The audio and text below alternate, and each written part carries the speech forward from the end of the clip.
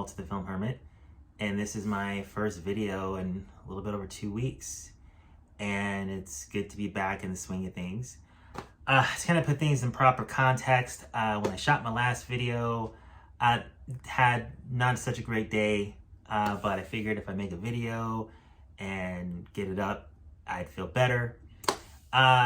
Been going through a couple of things that I can't really go into right now. One thing in particular, I have given it some thought of not doing this channel anymore and not making any more content. And all of you that have liked and subscribed so far, first off, I want to get that out of the way first, and I want to thank you. I'm not going to stop making videos, so if you like this video, my other videos, please like, comment, and subscribe. And also, my Instagram has been growing a lot dramatically this month, so a lot of you that have followed me on Instagram, thank you very much for doing that. And if you've also subscribed to the channel, thank you so much. If you haven't, if you can, that'd be great. So yeah, I gave it some thought after a terrible day that I had a couple weeks ago. Some other things that I'm not going to go into right now, but I thought about, is this something I still should be doing? This channel has grown a lot over the past year. It hasn't even been a year yet since I've been doing it. I didn't start doing this because I thought I was going to make $1 million or because I was in it for the money. I did it because I watched a lot of creators on YouTube, and I liked what they did, and I wanted to have a forum where I could discuss things that I love and passionate about. Talk about film, talk about physical media, and I have enjoyed myself doing it so far. So I'm going to keep doing this. For all you that have supported me so far, thank you. If not, if you haven't yet, I would appreciate the support. So this is a weekly update. This has been like a new addition to the channel that I've made, and I've been pretty inconsistent since I started it. It's a weekly update, and I don't do it every week. So I'm back. We're going to do the weekly update. We're going to talk about a couple topics that are going on in the industry with physical media. I'm going to talk a little bit about what everyone is talking about, the Oscars. So to kind of put this in proper context, I usually don't watch the Oscars every year. When I was a kid, I used to watch it every year. I was probably like one of the few 10-year-olds that just loved award ceremonies when it came to movies, because I love movies and I wanted to know more about them even when I was little. But the last few years has been kind of really boring. Can't say that about this year. But yeah, it's been kind of boring, and I was on the fence whether I wanted to watch it or not. And I just canceled my DirecTV, so I don't have access to watch live TV anymore. But I'm sitting around the house by myself on Sunday, and I was like, maybe I should just watch it. Because sometimes if I say it's boring, I watch it and end up enjoying some of it. But I ended up forgetting about it altogether. It started like around 5 o'clock, and it's like real late in the evening, I completely forgot. So I tried to log on to my mom's Uverse account, and it worked. I logged in just fine, but for some reason, they would not allow you to stream the Oscars, even with a proper login. So I was like, what's going on? So I ended up joining this other service called Fubo TV, free trial, and it gave us access to ABC. So I started up, and I see Robert De Niro getting off stage, and I was like, oh, they're probably talking about The Godfather 50th anniversary.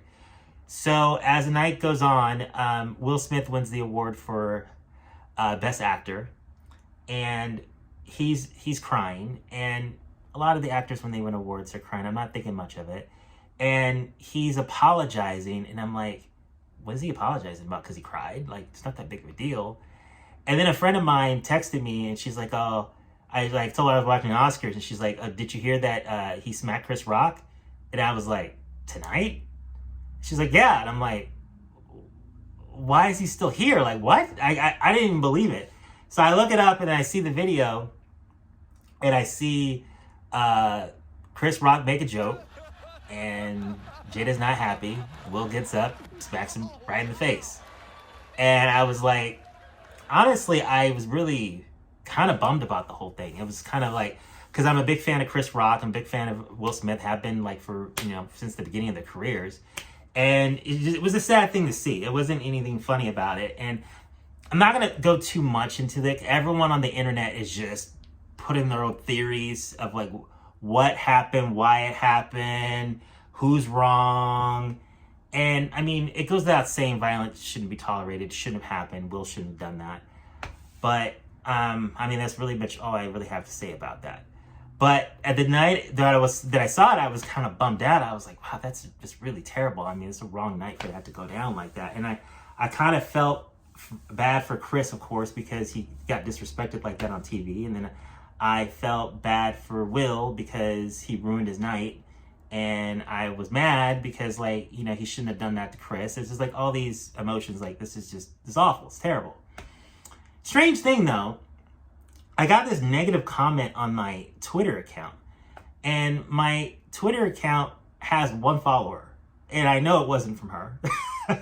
But, like, someone was, like, really angry about the incident. And, like, they were, like, phrasing it towards me like I did something. And I didn't have a chance to read the whole comment because whatever the comment was, the person had decided to delete it. So I guess on your iPhone, when someone posts something on your Twitter feed, it shows on your notifications, but when you try to open up the app, if they deleted it, it's just gone. And I only read the first couple words. It was just like, it was phrased directly at me, Walter the Film Hermit, if a comedian does, blah, blah, blah. And I was like, what is this? And I open it up and it's gone. And I'm like, okay, like, that was a lot of anger because, like, I didn't hit Chris. So why are you mad at me? I've been home all day. But I know people on the internet can get really kind of rambunctious all the time.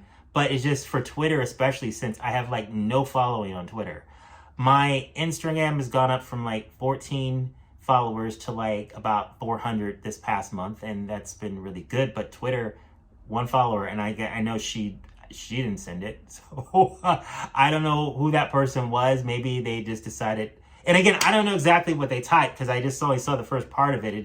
The first part of it seemed like a lot of anger towards me and about what happened at the Oscars. So there's a lot of heated exchanges about this whole Oscar thing, even towards me, the guy that was at home all day by himself.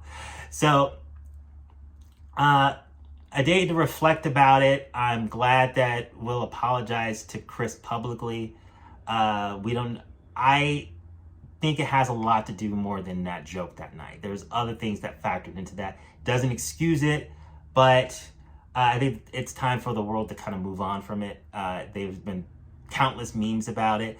You can express your opinions in the comments about how you feel about the incident. I wasn't even going to talk about it, but like after a day or so, I figured, you know, why not talk about it, especially after I got that strange tweet.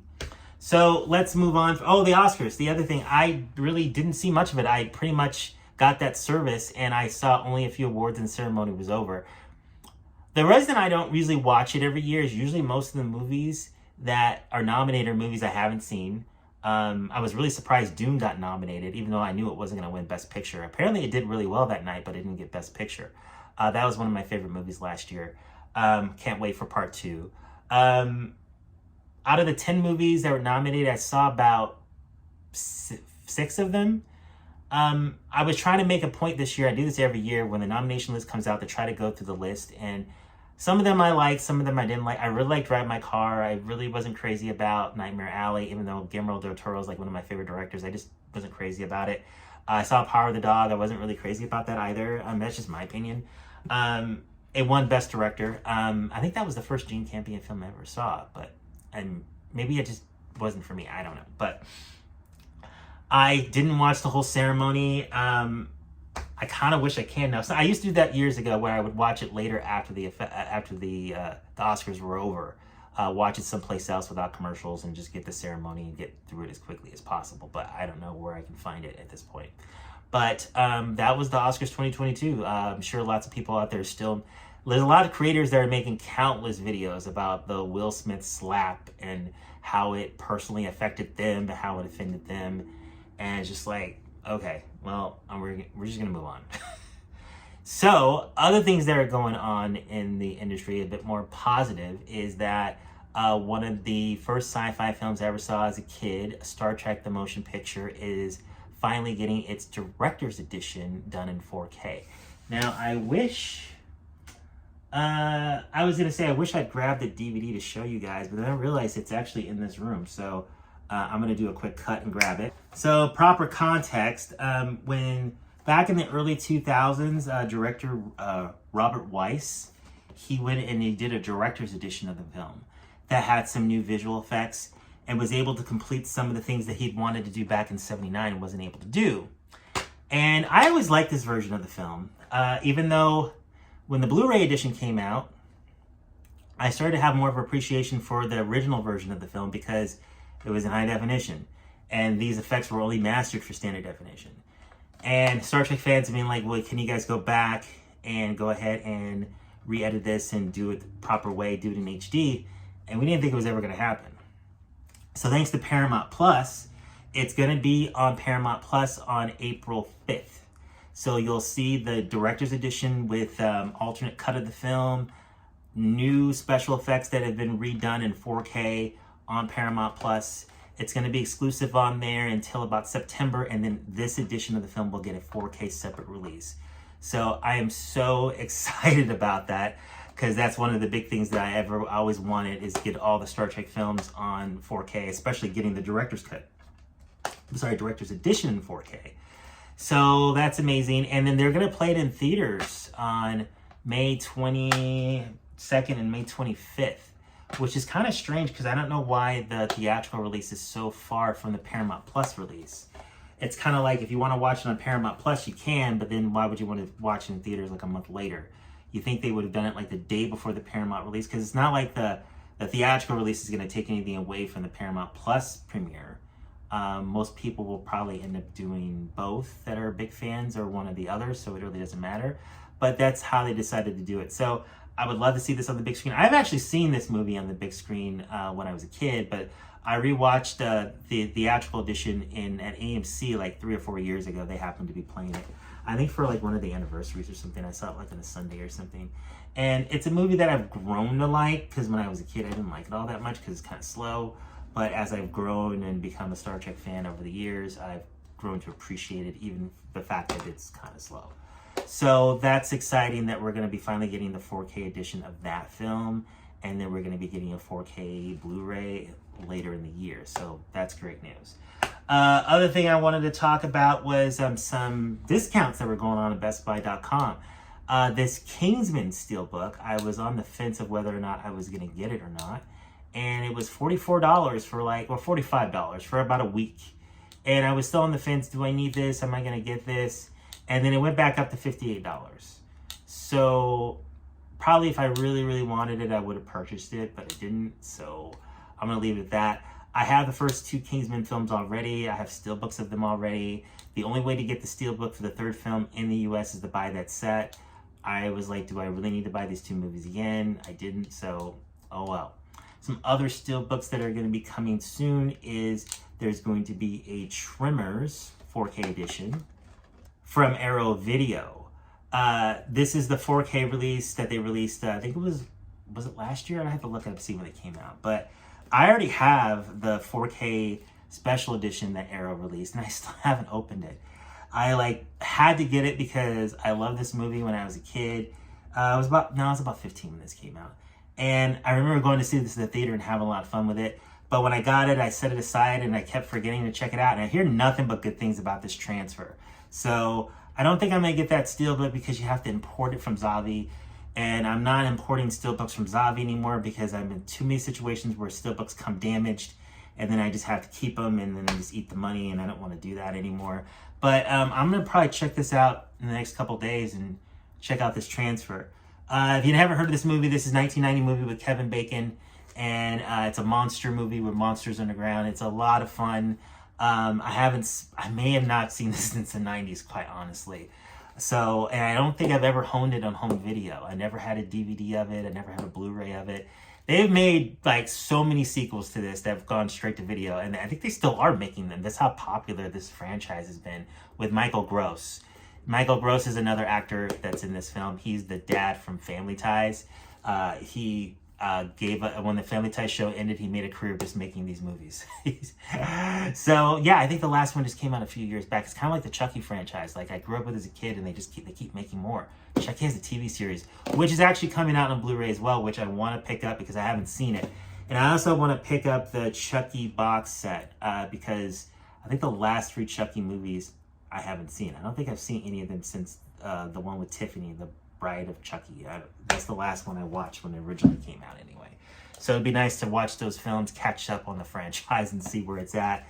So anyway, some other things going on is I'm going to start doing a video each month on steelbooks. I'm going to talk about the steelbooks that we know are coming out, talk about which ones I'm going to pick up, which ones I'm not, because I'm trying to buy less steelbooks, but knowing me, that's not going to happen. So talking about it is going to be nice to kind of let you guys know what I'm picking up, what I'm not picking up, and why, and so forth. Other thing I want to talk about is Paramount's Godfather 4K came out. I watched Godfather 2. Didn't watch Godfather 1 because I just saw it at the theater and it looked amazing. Godfather 3, I was going to watch it, but I saw it last year when the Blu-ray came out, so I didn't really see the need of watching it again. One of my favorite movie reactors, they did a Godfather watch, and I was going to sync it with my video, so I do that sometimes. But like they did it at 96%, so I couldn't sync the video up, so I just kind of gave up and just watched Godfather 2, put it away. Another great Paramount release, I just saw Beverly Hills Cop 2 is coming to 4K Blu-ray. They did Beverly Hills Cop 1, I believe it was last year, and I got that one. And I really wanted to get 2. The cool thing about 2 is Beverly Hills Cop 2 has never been released on Blu-ray in the United States. I wanted a Blu-ray of it years ago and I had to import it from Australia. So I actually take that back. It did get a release when they did the Beverly Hills Cop trilogy box set, I think the year before that. But that was the first time that it ever came out on Blu-ray. But it's never gotten a separate release. So this will be the first time it's getting a separate Blu-ray release from like a box set. So I'm going to pick that one up. And then the cool thing about this is it's got the original poster artwork. And I believe it's listed here. Is it the 30th anniversary? 35th anniversary of the film. So I'm going to pre-order that one today. And I haven't had a chance to pre-order my Untouchable Steelbook, which is actually a wide release. So you can get that pretty much anywhere. A lot of Steelbooks are usually Best Buy exclusives. But wide release means that you can get it in pretty much in any retailer. They're going to make a lot of them, so a lot of places that you can pick it up. Okay, so that is my weekly update video. Like I said before, all of you that have been watching my videos and supporting me, you're greatly appreciated. I'm going to say it again if you haven't already. Hit the bell icon, like, comment, and subscribe, and share. That helps the channel so much. Thank you all for watching. You all stay safe, and you all have a good day.